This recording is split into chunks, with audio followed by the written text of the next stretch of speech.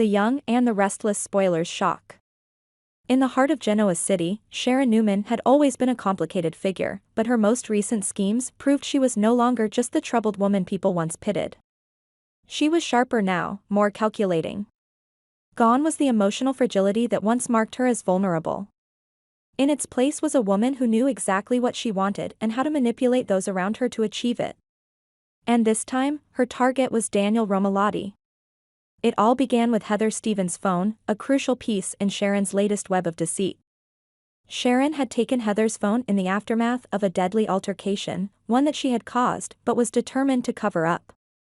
Heather was no more, her body now submerged in a river. The key to getting away with it was simple: shift the blame onto someone else. And Sharon already knew who her scapegoat would be: Daniel's young daughter, Lucy. Sharon knew she couldn't implicate Daniel directly, he was too loved, too trusted by the people around him. But Lucy, still reeling from her troubled relationship with her mother Heather, was vulnerable. Sharon would use that vulnerability, and she'd do it in such a way that no one would suspect her involvement. With Heather's phone in hand, Sharon crafted her plan. She used the phone to text Daniel, pretending to be Heather. Her message was perfectly crafted, an innocent-sounding request for Daniel to meet at Chancellor Park, under the pretense of returning the phone. Daniel, worried but also frustrated by the mystery surrounding Heather's sudden disappearance, took the bait. He immediately grabbed Lucy and headed to the park, hoping to get some answers. Meanwhile, Sharon broke into Daniel's house. She moved with purpose, knowing exactly what she was looking for. In her hands, she carried Heather's phone and a blood-stained handkerchief, both critical pieces of evidence that would frame Lucy for a murder she didn't commit. Sharon knew exactly where to hide them, placing the items strategically within Lucy's room. It was flawless. When the police arrived, all the evidence would point to Lucy, and with no other suspects in sight, they'd have no choice but to arrest her. Daniel arrived at the park with Lucy in tow. He scanned the area, looking for Heather or at least some clue as to why she had been avoiding him. But there was nothing. No sign of her. Just an empty park and a deepening sense of dread. Frustration boiled within him, he had been tricked. Someone was playing with him, and whoever it was had just wasted precious time. As Daniel stormed back to his car, ready to leave, the truth hit him.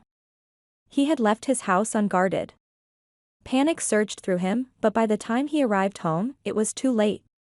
The police were already there. "Mr. Romalotti, we need to search your house," one of the officers said, barely giving Daniel a moment to breathe before they pushed past him. Confused and alarmed, Daniel demanded answers, but the officers were tight-lipped. It wasn't long before they discovered what they were looking for. Heather's phone. The bloodied handkerchief. Both hidden carefully in Lucy's room.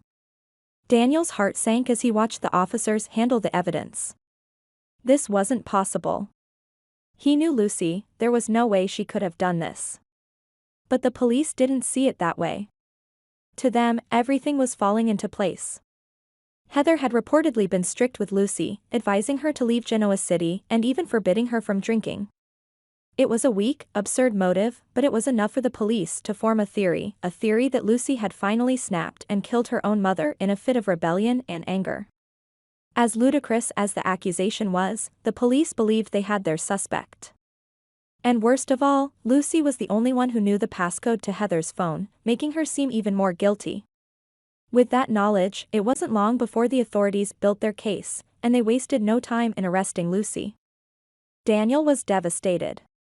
He tried to explain, to protest the sheer insanity of the accusation, but his words fell on deaf ears. The evidence was too damning, too perfectly placed to be questioned. He couldn't believe what was happening. His daughter was being taken away, and there was nothing he could do to stop it. In another world, Heather would have been horrified at what was unfolding.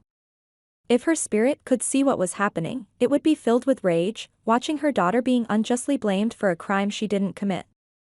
But Heather was gone, and with her, the truth was buried under a mountain of lies that Sharon had so carefully constructed.